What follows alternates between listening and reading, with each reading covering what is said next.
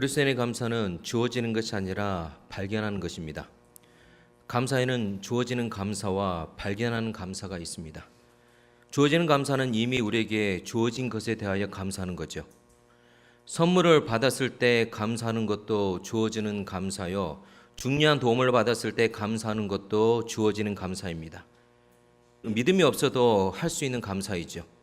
심지어 개들도 할 수 있는 감사가 주어지는 감사라고 합니다. 한 애완동물 블로그에서 봤습니다. 우리는 개보다 행복할까라는 책의 일부 내용을 보았는데요. 그 책을 보면 개들은 자신에게 주어지는 음식에 세 가지 반응밖에 보이지 않는다고 하는데요. 고마워하거나 엄청나게 고마워하거나 어쩔 줄 모를 정도로 고마워한다고 합니다.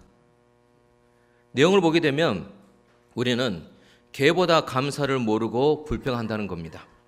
우리의 불행은 주어진 것에 감사할 줄 모르고 비교하면서 불평한다는 겁니다. 비판적이고 불만이 많으며 부정적인 사고를 가진 사람은 감사할 일이 생겨도 감사할 줄을 모르죠. 그러다 보니 개도 하는 주어지는 감사를 하지 못해 결국 개보다 행복하지 않은 인생을 살아가게 된다는 요지의 말씀입니다. 그리스도인의 감사는 주어지는 감사에서 더 나아가야 됩니다. 어디까지요? 발견하는 감사까지 더 나아가야 됩니다. 주어지는 감사는 때문에 감사하는 겁니다. 내가 원하는 바가 이루어질 때 감사하는 것이 바로 주어지는 감사입니다. 합격했기 때문에, 취업했기 때문에, 결혼했기 때문에, 출산했기 때문에, 집을 샀기 때문에 등등 내가 원하는 바가 이루어졌기 때문에 감사하는 것이 바로 주어지는 감사죠. 발견하는 감사는 그럼에도 불구하고 감사하는 겁니다. 합격하지 못했음에도 불구하고, 취업하지 못했음에도 불구하고, 승진하지 못했음에도 불구하고 등등 내가 원하는 바가 이루어지지 않았음에도 불구하고 감사하는 겁니다. 아무리 힘들고 어려운 일이 있음에도 불구하고 감사하는 겁니다. 오늘 말씀에 나오는 여호사밧 왕과 유다 백성의 상황은 너무나도 힘들고 어려웠습니다. 도저히 감사드리기 어려운 상황이었습니다. 여호사밧이 유다의 왕으로 통치할 때 국가 존립의 위기에 놓이게 되었습니다. 모압, 암몬, 마온이 연합군을 조직하여서 여호사밧이 다스리는 유다를 치러 온 겁니다. 전령이 급히 여호사밧 왕에게 위기를 전합니다. 많은 무리의 군대가 곧 쳐들어온다는 소식이지요. 하지만 그 소식을 들은 왕은요, 어떤 반응을 보입니까? 적을 물리칠 생각도 하지 못하고 두려워하기만 합니다. 그 정도로 전력이 열세였던 겁니다. 싸워서 질 것이 뻔했기 때문에 그렇습니다. 여호사밧 왕의 두려움은 역대하 20장 12절에 잘 나타나 있습니다. 함께 우리를 치러 오는 이 큰 무리를 우리가 대적할 능력이 없고 어떻게 할 줄도 알지 못하였고. 이런 막막한 상황에서 여호사밧 왕은 손을 듭니다. 하나님의 도우심을 간절히 구합니다. 어떻게 해요? 오직 주만 바라보나이다. 오직 주만 바라보나이다. 지금 여호사밧과 유다 왕국은 절대절명의 상태이고 도저히 감사할 수 없는 그런 상황에 놓여 있었습니다. 여호사밧이 할 수 있는 것은 기도밖에 없었습니다. 할 수 있는 것이 기도밖에 없다. 무엇을 의미합니까? 인간의 능력으로 할 수 있는 가능성이 뭐라는 겁니까? 제로라는 겁니다. 전혀 없다는 겁니다. 병원에서 중병으로 치료받던 환자에게 의사가 말합니다. 이제는 기도밖에 없습니다. 무엇을 의미합니까? 그 말이.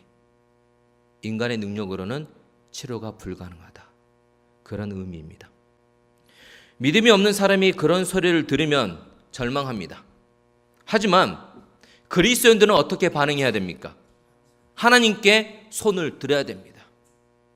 하나님께 손을 든다는 것은요, 하나님께 항복한다는 것을 의미합니다. 내 능력과 내 경험 등 어떠한 인간의 것도 하나님 앞에 다 내려놓겠습니다. 오직 하나님께 모든 것을 맡기겠습니다. 그 의미가 바로 손을 든다는 의미입니다. 누가 하나님께 진정으로 기도합니까? 누가 간절히 기도하기 시작합니까? 내 자신이 완전히 파산 상태라는 것을 아는 사람들이 하나님께 간절히 기도하기 시작합니다. 내 안에 가능성이 제로다. 그것을 깨달은 사람들이 오직 하나님께만 가능성이 있음을 깨달았을 때 간절히 기도를 드릴 수 있는 거죠. 지금 여호사밧은 오직 하나님께만 가능성을 두는 간절한 기도를 드리고 있습니다. 이 여호사밧의 기도의 핵심이 12절에 있습니다. 오직 주만 바라보나이다. 함께 오직 주만 바라보나이다. 왜 여호사밧이 기도합니까? 기도하면서 하나님께 맡기는 것 외에는 다른 방도가 없었기 때문에 그렇습니다. 우리도 기도 외에는 다른 방도가 없을 때 하나님께 기도합니다.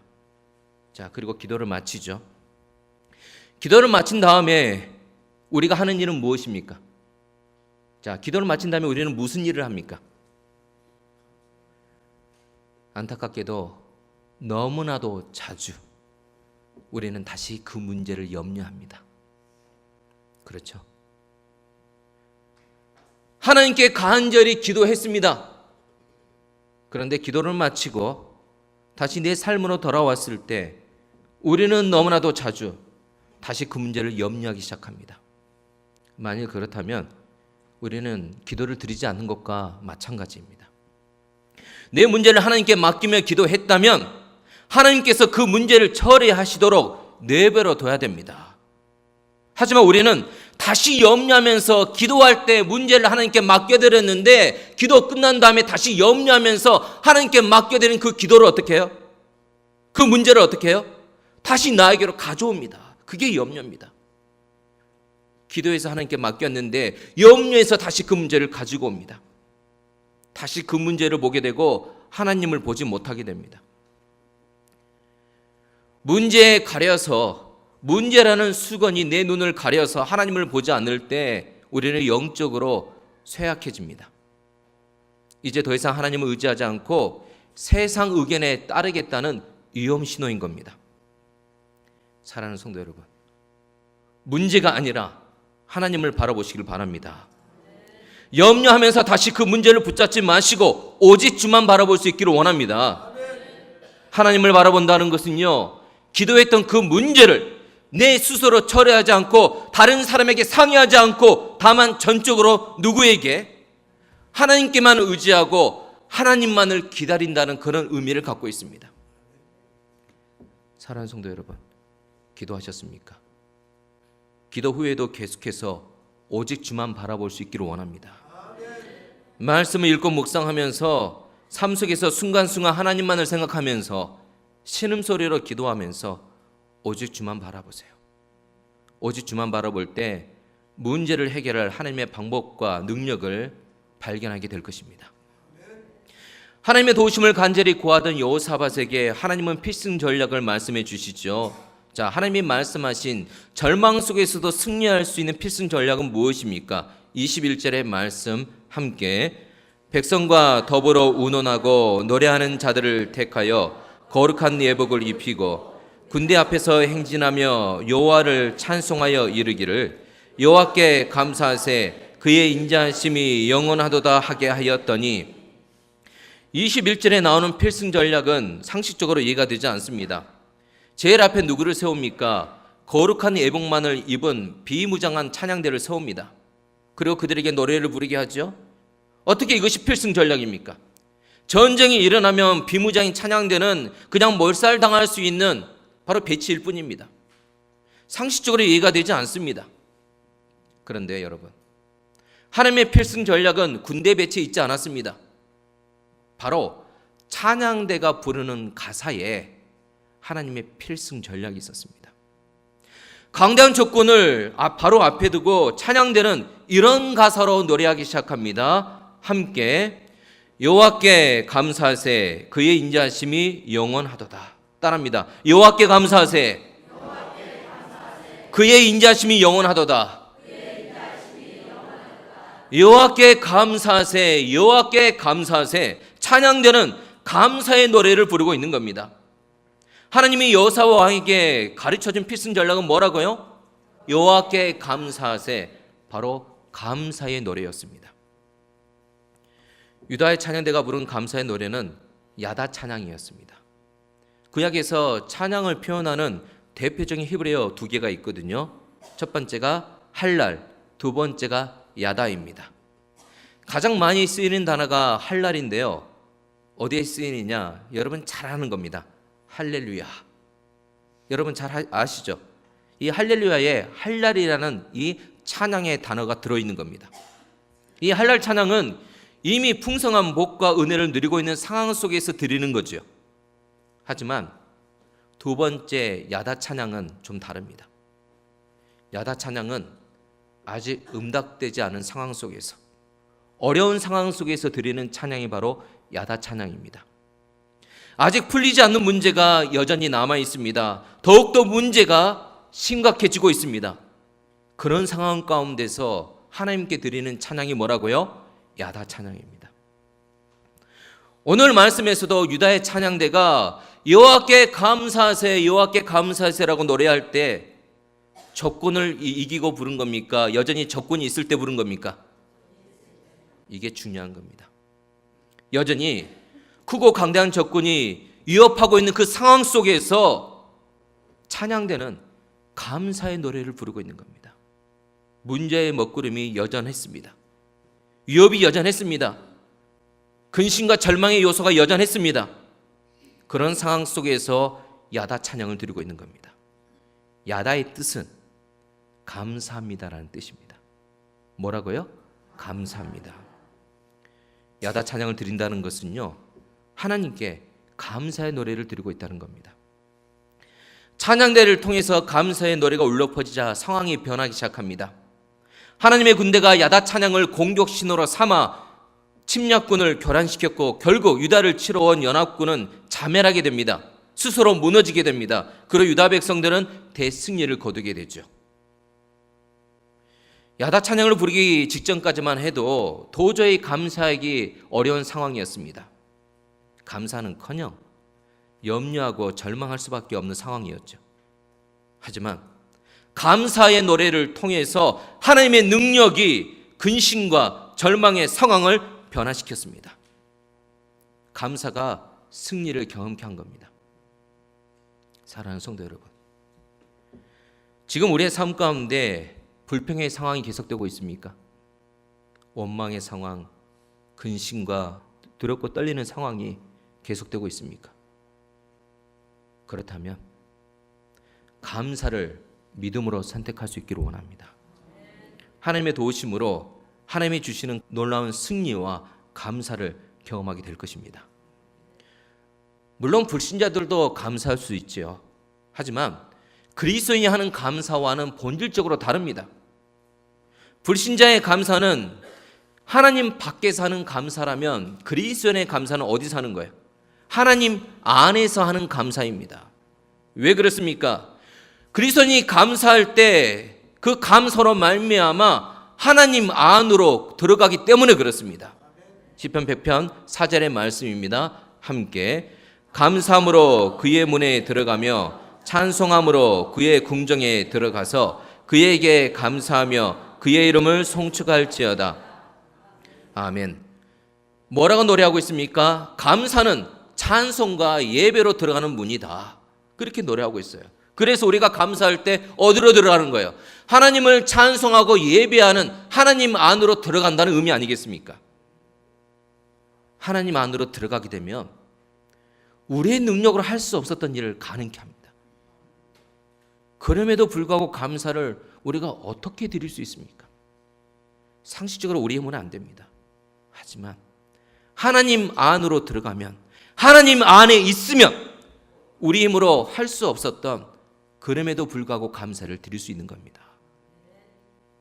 절망 중에서도 감사, 슬픔 중에서도 감사, 고난 중에서도 감사, 도저히 세상이 이해하지 못할 감사를 할 수 있게 된다는 겁니다.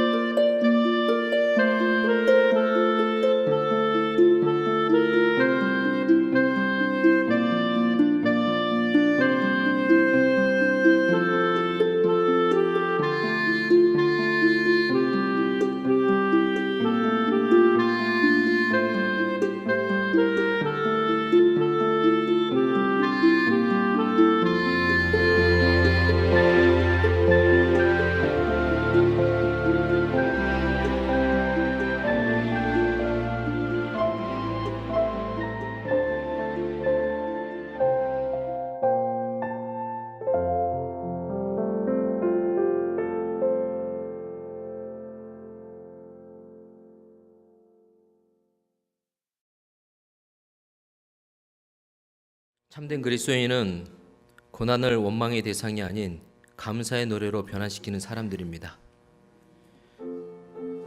낯선 한국 땅에 예수님을 전하기 위하여 온 부부 선교사, 자녀를 잃은 슬픔을 2번이나 겪은 선교사 부부, 자녀를 잃은 슬픔을 이기지 못하고 아내까지도 잃게 되는 민누아 선교사, 이런 그에게 사람들은 질문하지요. 당신 전하는 예수가 누구기에 이렇게 당신을 힘들게 합니까? 이 물음에 민누아 선교사는 찬양으로 대답합니다.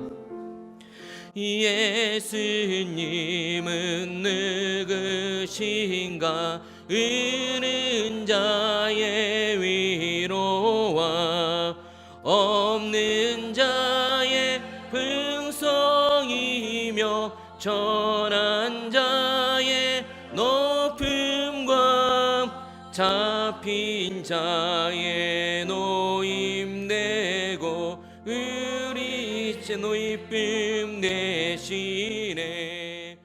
아멘. 목회를 하다 보면 자주 곤혹감에 빠진 성도들을 만나 대화를 나누는 경우가 있습니다. 억울한 일을 당하거나 도저히 이해 못한 일을 당해서 괴로워하고 있는 성도의 모습을 볼 때 저 역시도 매우 안타깝습니다. 하지만 이 안타까움이 자칫하면은요, 성도를 세상의 시각으로 위로하려는 함정에 빠지게 할 수 있습니다. 그래서 저는 오히려 이 안타까움을 주의합니다. 한 예를 들면요, 세상의 시각으로 성도를 동정하려 할 때 상담에서 말하는 역전이의 위험에 빠질 수 있습니다. 역전이가 뭐냐? 상담하는 성도의 분노에 함께 빠져들어 버리는 겁니다. 근데 왜 이 역전이가 왜 위험하냐? 영적인 접근을 하지 못하고 세상의 시각으로 성도를 이끌 수 있기 때문에 그렇습니다. 그리스도인의 삶에서 일어나는 모든 일은 영적인 각도에서 봐야 됩니다. 그리스도인의 삶 전체가 영적이기 때문에 그렇습니다. 영적인 방법으로 생각하고 세상의 시각에서 벗어나야 합니다. 그리스도인 우리가 불평하는 이유는 뭡니까? 나를 힘들게 하는 상황이나 사람 때문이 아닙니다. 문제를 영적인 시각으로 보지 않고 세상의 시각으로 바라보기 때문에 생기는 것이 우리의 문제입니다. 분노하고 억울해하는 이유 역시도 마찬가지입니다. 세상의 시각으로 바라봐서 생기는 문제입니다. 사랑하는 성도 여러분, 내 삶의 모든 것을 영적인 시각으로 바라볼 수 있기를 원합니다. 무슨 의미입니까? 하나님 안으로 들어와서 내 삶을 보라는 겁니다. 하나님 밖에서 내 삶을 보게 되면 세상의 시각으로 내 삶을 이해하고 판단할 뿐입니다. 하나님 안으로 들어와서 내 삶을 보세요. 상황이나 사람을 보는 것이 아니라 오직 주만 바라보는 것이 바로 영적인 시각으로 바라보는 겁니다. 그리고 감사할 수 있길 바랍니다. 감사는 세상의 시각이 아니라 영적인 시각으로 내 삶을 바라보게 하는 강력한 능력입니다. 그럴 때 우리는 민누아 선교사처럼 불평 대신 감사의 노래를 부를 수 있으며 여호사밧과 남아군 유다의 백성처럼 하나님의 승리를 경험하게 하는 감사의 노래를 부를 수 있습니다. 영국에 살던 청교도 102명이 신앙의 자유를 찾아 미국으로 떠났습니다. 1620년의 일입니다. 도착한 뒤 얼마 지나지 않아 그들 중 반 이상이 굶어 죽고 병들어 죽었지요. 게다가 남아있는 사람들마저 해마다 찾아오는 흉년으로 고통을 당했습니다. 그러자 이들은 금식 기도를 선포하고 하나님께 매달렸습니다. 도무지 미래가 보이지 않았기 때문에 그렇습니다. 하나님, 이 상황을 돌아보아 주옵소서. 우리를 도와주십시오. 그 다음 해가 되었습니다. 다시 어려운 형편에 놓이게 되었죠. 그들은 다시 금식 기도를 해야 된다고 생각하게 되었습니다. 금식 기도를 놓고 의논하는 자리에서 농부 한 사람이 이런 제의를 했습니다.